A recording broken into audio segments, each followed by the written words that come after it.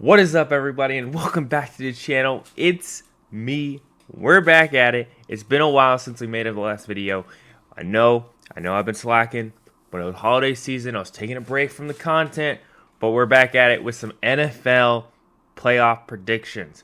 Just so you guys know, tonight, Michigan's going to win it all. But we are back at it with playoff predictions for this season. My NFL content next season will be on point. With that, we're going right into it. Texans versus the Browns. Browns have had a great season.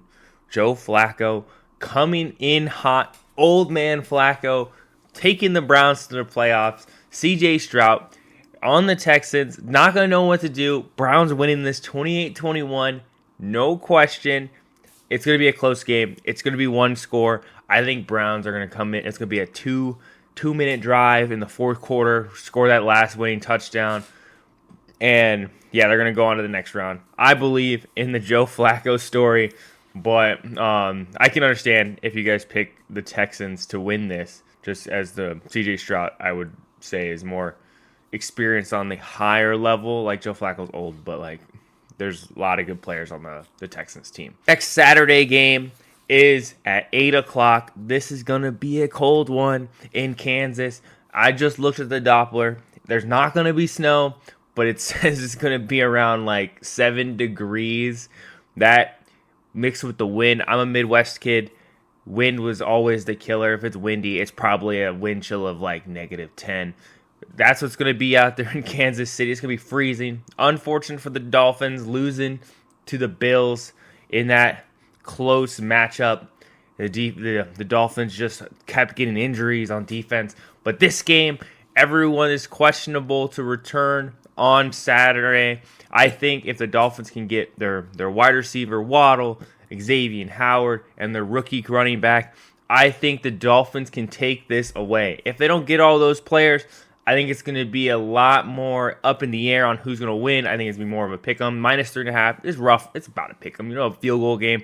I have the Dolphins beating Kansas City in Kansas City under climactic conditions. Dolphins, this is the test for them, but I would definitely understand if you pick Kansas City to win this game because Dolphins are not used to this kind of conditions. That's why it's so close. I don't think it's going to be a blowout game by the slightest. I think it's going to be very close. Dolphins have played really good football this year. Kansas City has been up and down. There was that moment in the middle of the season where they were just near the end of the season. They were just losing games, and it was just not looking good. If Kansas City can be on point, Dolphins are on point, it's going to be a wild game out there. The last AFC wildcard game of the weekend, we have the Bills versus the Steelers. Bills are coming off that excellent win against the Dolphins that put them in the 2 seed, so it wouldn't just be another rematch. I don't know. Maybe the scriptwriters saw it coming and they said they didn't want to see Bills Dolphins again back-to-back weekends. So, maybe the Bills were destined to win that game. The Bills took advantage of the lackluster defense on the Dolphins side of the ball, and they're going to take whole advantage of the limited experience as the Steelers.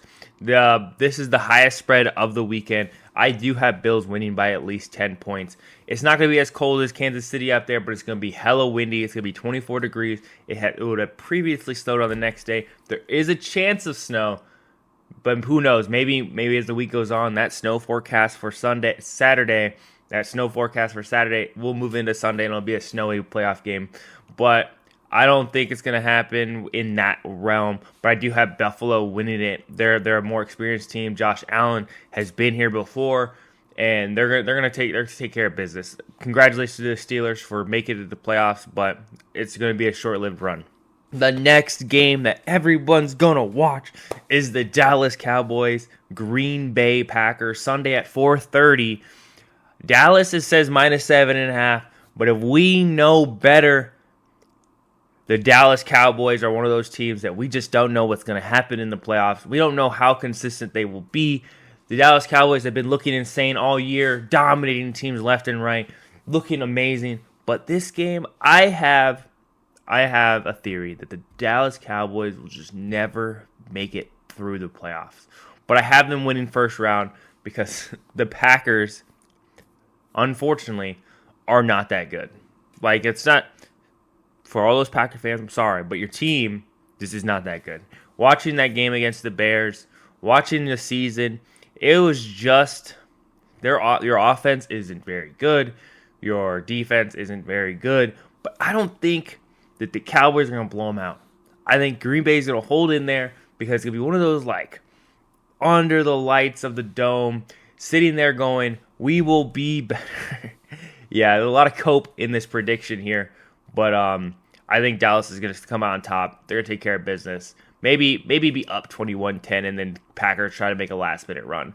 But I think the Dallas Cowboys are going to be in control of this game the entire way. Next Sunday game, 8 o'clock Eastern, the Rams versus the Lions. I have the Lions getting upset in this game. I just feel like the Lions are good, but they're just not as good as they show in record. I think the Lions were just lucky that the Vikings, the Packers all sucked, and the Bears, they're just the Bears. And I think the Rams has an opportunity here to take advantage of the Lions' weak points and come out on top on this road game. There's no weather impact. We're in a dome.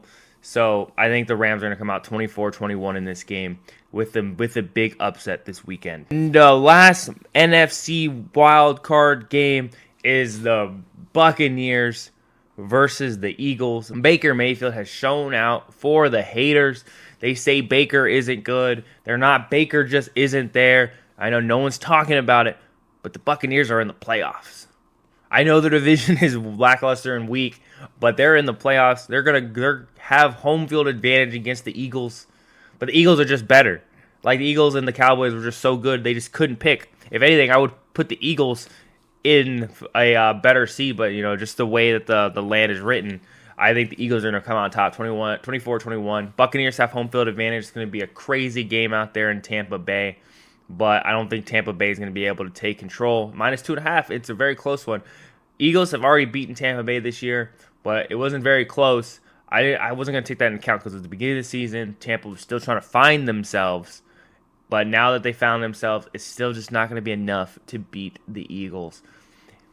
And that's going to be it for this video. Please like and subscribe for more content. We're making more content coming up. We're going to be talking about more and more football. We're going to be talking about bowl season and how it impacts the game, NIL deals. We're going to be going into more of the postseason, post-football, maybe some basketball content like college basketball. I love college basketball.